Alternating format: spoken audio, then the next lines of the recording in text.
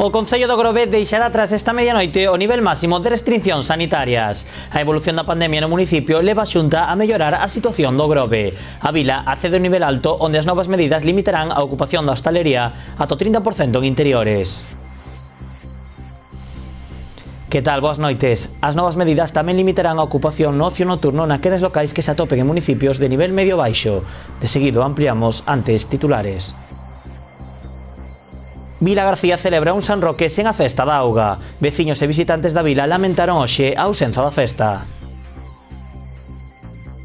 Pontevedra non celebrará este ano a Feira Franca. Segundo a concelleira de festas, a propia esencia da festa con reunións de persoas fai inviable a súa celebración.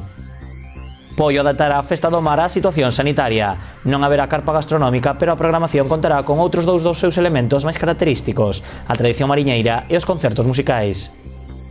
Máis de 700 persoas recibiron en Ribeira a Ana Peleteiro. No acto, a atleta recibiu as felicitacións de numerosos deportistas. Como comentábamos ao comezo das novas, o Concello do Grove pasará esta medianoite ao nivel alto de restriccións sanitarias. A boa situación da vila leva a Xunta a flexibilizar as medidas sanitarias no municipio. A hostalería evitará así o peche dos seus interiores. Hace 10 minutos que acabo de hablar con el consejero de Sanidad que me confirma que hoy se publicará el DOGA donde se recoge el acuerdo de que el Grove pasa a nivel alto, de tal forma que no será de aplicación la máxima restricción del cierre de interiores de locales a partir de las 12 de la noche de hoy, que es cuando entra en vigor los nuevos aforos aprobados por la Xunta. É que o rexeitamento do Tribunal Superior de Xustiza de Galicia a aprobar a exigencia do certificado COVID para entrar na hostalería leva a Xunta de Galicia a tomar novas medidas para enfrontarse á situación sanitaria. A partir desta medianoite, os establecementos hostaleiros que se atopen en municipios no nivel máximo de restriccións non poderán servir aos seus clientes no interior dos locais, si poderán facelo nas terrazas. No caso dos concellos de nivel alto, as súas limitacións serán dun 30% en interiores, podendo abrir as terrazas ao 100%. Estas novas medidas tamén afectarán ao ocio nocturno. Nos concellos de nivel medio-baixo poderán abrir os seus locais nun 30% no interior e nun 50% nas terrazas. Estes últimos cambios nas medidas da Xunta de Galicia foron hoxe criticados dende o Concello de Pontevedra. O goberno local acusa ao autonómico de chapuza tras as presas que comenzaron o pasado xoves cando o Tribunal Superior de Xustiza de Galicia anulou a obrigatoriedade de presentar o certificado COVID para entrar ao interior dos locais hostaleiros. Pero levamos tempo vendo non como a Xunta de Galiza fai ou toma decisións en función de bandazos, pataletas. A Xunta de Galiza é unha actitude máis seria. Establecer medidas claras, sinxelas, facilmente comprensíveis para toda a cidadanía galega. Medidas contundentes e medidas non destinadas a criminalizar a un dos sectores que peor o está pasando nesta época. Facer este tipo de chapuzas non é só reprochable para nós, dende o ámbito meramente legislativo, senón que é dar un pasiño máis, posto que se está xogando co pan de moitas familias. En canto a autorización dos datos da COVID na nosa contorna, a semana comeza cun novo descenso de casos activos de coronavirus na área sanitaria de Pontevedra e o Salnés. Hoxe son 1.417 contaxiados, 115 menos que onte. Nas últimas 24 horas detectáronse 44 novos positivos, que se compensaron coas 158 altas epidemiolóxicas rexistradas. Tamén descende o número de hospitalizados. Segundo o Servizo Galego de Saúde, hai 28 pacientes hospitalizados en planta nos diferentes centros hospitalarios da área. Ademais, hai 8 persoas que continúan na unidade de cuidados intensivos do Hospital de Montecelo. O dato negativo desta fin de semana foi a morte dun home de 84 anos que tiña patoloxías previas. Con el son 194 as persoas que faleceron tendo infección activa dende o inicio da pandemia na nosa área sanitaria. Pola outra banda, dende o inicio do plan de contingencia curaron 19.009 pacientes. Menos casos activos ten este luns a área sanitaria de Santiago e Barbanza. O Servizo Galego de Saúde notificou 1.322 pacientes coa infección activa, despois de que nas últimas 24 horas se detectaran 40 novos contaxios. En canto á presión hospitalaria, 30 pacientes permanecen en planta nos diferentes hospitais da área. Pola súa banda, hai 5 persoas ingresadas na unidade de cuidados críticos do Hospital de Santiago de Compostela. Dende o inicio do plan de contingencia, xa son 23.341 as persoas que superaron a infección nesta área. E a praia da Compostela en Vilagarcía queda sen bandeira azul de xeito temporal. Un positivo por coronavirus entre os seus socorristas obrigou a poñer en corentena ao resto do persoal do posto do socorro e, polo tanto, a baixar o distintivo. O servizo terá que permanecer pechado á espera de coñecer a evolución dos socorristas que se someterán aos test de antíxenos para descartar ou confirmar novos positivos. O posto reabrirase, segundo información dende o Concello de Vilagarcía, cando exista a plena seguridade de que o persoal non está contaxiado. Dende Rabella matizan que isto non supón o peche da praia, que continúa aberto ao baño como calquera outro areal que non conta con bandeira azul. Pola súa banda, este distintivo continúa andando na praia do Campanario, onde tamén está operativo o servizo de socorrismo. Facemos un alto no camiño e a continuación regresamos con máis novas. Entre elas, a situación das festas dalgúns municipios da nosa contorna. Ata agora.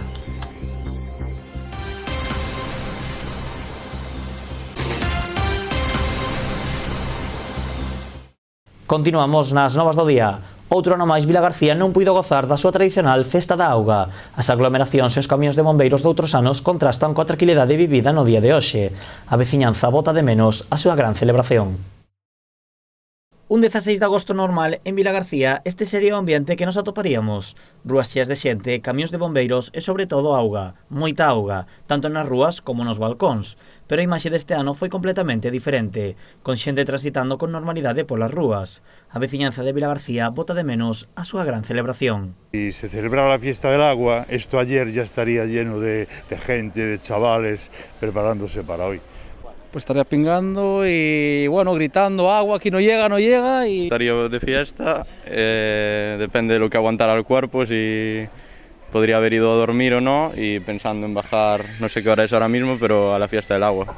Hombre, acompañando al santo a la ermita, ahí esperando a que nos tiren agua de todos los balcones, pues la fiesta del agua de verdad. Pues ahora subiendo de la iglesia hacia San Roque, cantando, bailando y poca cosa más, disfrutando hasta las 3 de la tarde. Que tanto para os vilagarciáns como para as miles de persoas que cada ano visitan Vilagarcía para mollarse, o día de hoxe sen festa foi moi complicado. Ay, muy triste, muy triste. Es que estamos acostumbrados a ella. Son muchos años disfrutándola y ya van 2 que no la hemos podido disfrutar y se echa mucho de menos. Fatal, fatal, una pena absoluta. Pasear por aquí e ver isto. Pois é un pouco raro, a verdade, pero bueno, é o que hai, entendo que polo COVID, pois tenemos que aguantarnos. A pesar da ausencia dos pratos fortes de San Roque, como a auga ou o combate naval, as festas incluen unha ampla oferta cultural. Aínda así, a situación actual dificulta que a xente goce como noutras ocasións. Pois non me estou enterando moito, a verdade, pero polo que sei están facendo algún concerto, pero pouco máis. Fatal, sobre todo para los niños. Porque no hay el Festa Clown, pero no tienen ni atracciones, no tienen verbenas. Para mí muy tristes, o sea, no siento el ambiente de fiesta como otros años. En lugar dos bombeiros, foron os pasacalles os que animaron as rúas de Vilagarcía. En plena celebración do Festiclown, a vila contou hoxe coas actuacións de Son do Lila, Troula Animación e a Fundación Chiminiagua. Outra festa que por segundo ano non se celebrará é a Feira Franca de Pontevedra. Esta mañá o goberno local anunciou a súa decisión de suspender a cita pola situación epidemiolóxica. Segundo a concelleira de festas, a propia esencia da festa, baseada nas reunións de persoas, fan inviable a súa celebración. Outra cuestión, que esta sí que xa é unha decisión que estivemos pensando pois a finais da semana pasada e hoxe se toma a decisión definitiva, non hai Feira Franca este ano. Así anunciaba esta mañá a concelleira de festas que Pontevedra tampouco gozará este ano dunha das citas máis populares do seu calendario festivo e que, segundo da Silva, a propia esencia da Feira Franca fai inviable a súa celebración. A razón é obvia, a Feira Franca é unha festa que a súa esencia son grandes grupos de xente, tanto en mesas de particulares como en mesas da hostelería, comendo, disfrutando dun xantar con menú medieval xuntas a maiores do mercado e de outras cousas que congregan ao redor da mesa, da comida, da bebida, un montón de xente. A organización complicarase máis aínda tras a entrada en vigor mañá mesmo das novas restriccións que a Xunta de Galicia aplicará á hostalería. As medidas restrictivas que entran mañán en vigor para a hostelaría fan inviável calquer posibilidade e non sería razonable. Xa non se abrira o plazo para as mesas de particulares, porque non tiña tal como estaba indo a situación epidemiolóxica durante o mes de xullo e agosto, non se facía viable si facer esas grandes mesas que todos recordamos da Feira Franca de xente comendo e bebendo. Así que o 4 de setembro non haberá festa e tampouco se instalará ningún tipo de decoración medieval que poida levar a veciñanza a confusións. Porque a decoración non ten sentido se eso non o podes acompañar dun ambiente festivo. De non poder facelo, o que falla a decoración é chamar a engaños. Carme da Silva explicou que os recursos que se destinarían a organizar a edición deste ano utilizaránse para renovar algúns dos elementos cos que se decoran as rúas, cargando batería xa para a Feira Franca 2022. E rematan as festas da Peregrina tamén en Pontevedra. E dende o Concello fan balance do que deron estes 10 días de intensa programación. No marco do dispositivo de seguridade especial, a Policía Local denunciou máis de 90 persoas por incumprir as normas COVID. Así as cousas, Carme da Silva defende que todos os eventos transcorreron sen incidentes e que a gran maioría da xente cumpre. A maior parte do dispositivo desenvolto durante estes días que tiña un efecto disuasorio polo número de denuncias formuladas que vedes, pois cumpliu coas súas funcións, que era de, advertirlle a xente que non estaba cumplindo, pero a xente cando se lle advirte a pon e a inmensa maioría da xente cumple absolutamente con todas as normas e atende sen problema a todas as advertencias que se lle fai por parte da Policía e dos servizos de seguridade. Do casi centenar de persoas sancionadas pola Policía Local, 45 foron para persoas que non levaban a máscara posta e se negaron a poñela, a pesares das advertencias dos axentes. Outros 33 foron reunións de non convivintes máis aló da 1 da madrugada cando están prohibidas. Tamén puxéronse 14 denuncias por consumir bebida na vía pública e ignorar as advertencias da Policía Local. Outra foi por fumar sen respetar as distancias de seguridade. Ademais, en 5 ocasións, estes incumprimentos remataron tamén con sancións por faltas de respeto aos axentes. En canto a hostalería, 7 establecementos foron denunciados por permitir o consumo de alcohol a menores e 9 por incumprir as medidas COVID. En concreto, 3 incumpriron os horarios, un vendeu alcohol a menores e outro instalou unha barra no exterior do local. Noutro caso, o establecemento foi sancionado por saltarse os horarios, as capacidades permitidas e as medidas en xeral con xente na barra. Ademais, 2 locais foron desaloxados pola Policía Local, un por cuestión de aforo e outro por rexistrar varias infraccións. A que si se celebrará este ano é a Festa do Mar en Pollo, pero será unha cita diferente ao que nos ten acostumados. Non haberá carpa gastronómica, pero a programación contará con outros 6 elementos máis característicos, a tradición mariñeira e os concertos musicais. Tamén esta 20ª edición a festa incorporará unha novidade, expandéndose dende Combarro ata Raxó. Neste 2021 o verán en Pollo recupera a Festa do Mar. A cita foi suspendida no 2020, pero este ano volve cunha importante novidade. Raxó únese a Combarro, repartíndose os 6 días de programación da festa. Alongámolo a outra parroquia, unha parroquia do noso concello tamén moi vinculada coa tradición mariñeira e co mar, como é Raxó. Xa que temos 2 programas, o programa de Combarro e o programa de Raxó, que fan o 20 aniversario desta Festa do Mar no ano 2021. Entre o 20 e o 22 de agosto, Combarro será o escenario da programación que do 26 ao 28 trasladarase a Raxó. Non haberá carpa gastronómica, pero nesta 20ª edición a festa contará con 2 dos seus elementos máis característicos, a tradición mariñeira e os concertos. Con música para nenos, infantil, pasarrúas, exposicións, que é un programa moi completo. Este venres 20 de agosto comeza o encontro de embarcacións tradicionais. Pola tarde abriránse as exposicións, mentres que as navegacións e regatas iniciaránse o sábado 21. O domingo 22 haberá navegación libre e xa pola noite a actuación da Orquestra Marbella.